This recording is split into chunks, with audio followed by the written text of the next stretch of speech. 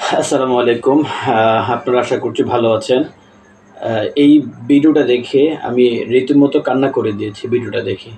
একজন জন্ম জন্মদাতা মা, জন্মদাতা মাকে এভাবে কেউ ঘরের মধ্যে রাখতে পারে, এটা কল্পনার বাইরে। একটা মানুষের কল্পনাও আসে না। তো আমার নিজেরই তো কল্পনা আসে না। একটা মাকে কিভাবে ঘরের মধ্যে রাখা হয়? তাকে খাবার দেয়া হয় না, তার পর্যাপ্ত যত্ন নেওয়া হয় না। না ঘরের মধ্যে একটা বালিশ, না চাদর, না বিছানা, এতটুকু ঘরের মধ্যে তাকে রাখা হয়। মানে ভাবতেই তো লাগে কি পরিমাণে কুলাঙ্গার সন্তান, কি পরিমাণে কুলাঙ্গার তার মাকে এতটা কষ্ট দিতে পারে।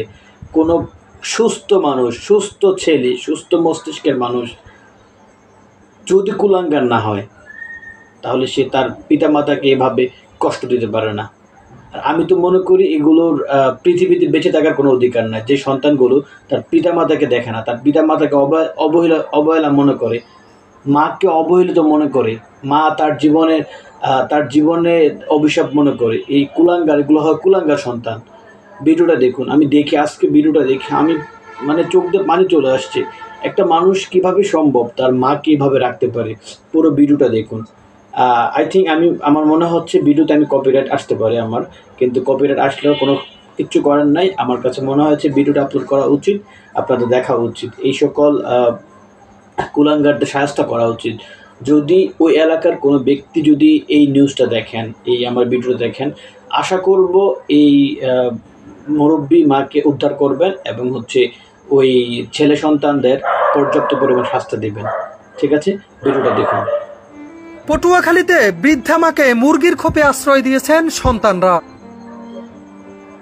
দর্শক, একটি মর্মান্তিক ঘটনা জানাতে যাচ্ছি আপনাদের, যা শুনলে আসলে আপনার চোখ থেকে পানি বের হবে।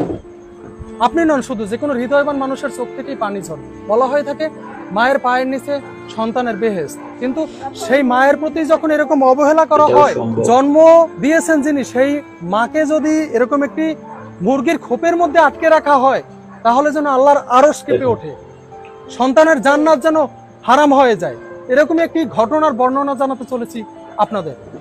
যে মা বাড়ি বাড়ি ভিক্ষা করে সন্তানদের লালন পালন করে বড় করেছেন, সেই গর্ভধারিণী মায়েরই আজ আশ্রয় হয়েছে মুরগি রাখার খোপে।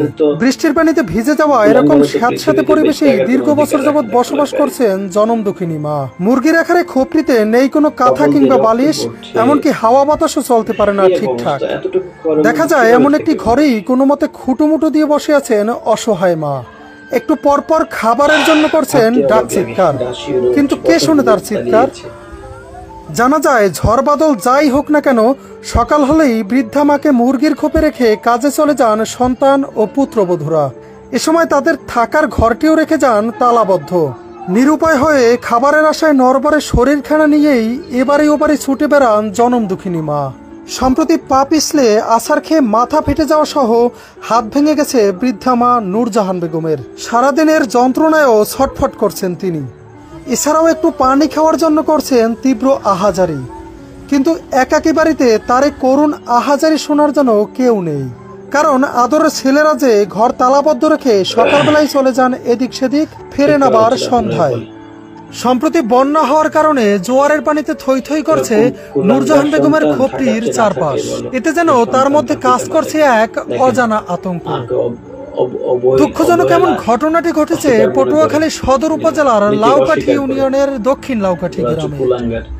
অবহেলিত বৃদ্ধা মায়ের দুই সন্তানদের কাছে এ বিষয়ে জানতে চাইলেও তাদের কোথাও খুঁজে পাওয়া যায়নি।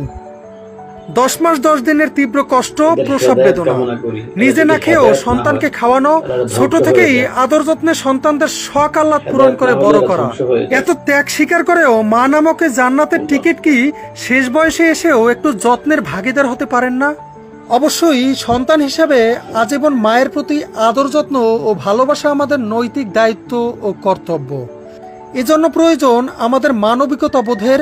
শিক্ষিত হওয়ার আগে প্রয়োজন মানুষ হওয়ার, তবেই পৃথিবী হবে আরো সুন্দর, শান্তিময়। সর্বোপরি এটাই বলবো, যদি মনে হয় ভিডিওটা শেয়ার করা উচিত, অবশ্যই ভিডিওটা শেয়ার করবেন। আমি জানি এটা কপিরাইট আসবে, তারপরেও বলবো শেয়ার করেন, কারণ এতে কিছু সন্তান যদি ভালো হয়। আর ওই যে মাটা এখন ঘরের মধ্যে আবদ্ধ আছে, খোয়ারের মধ্যে, মুরগির খোয়ার, হাঁসের খোয়ারের মধ্যে, ওই মাটা যেন উদ্ধার হয়। ওই ছেলেটা যেন পর্যাপ্ত শাস্তি পায়, সেই জন্য হলো ভিডিওটা শেয়ার করেন। আল্লাহ হাফেজ।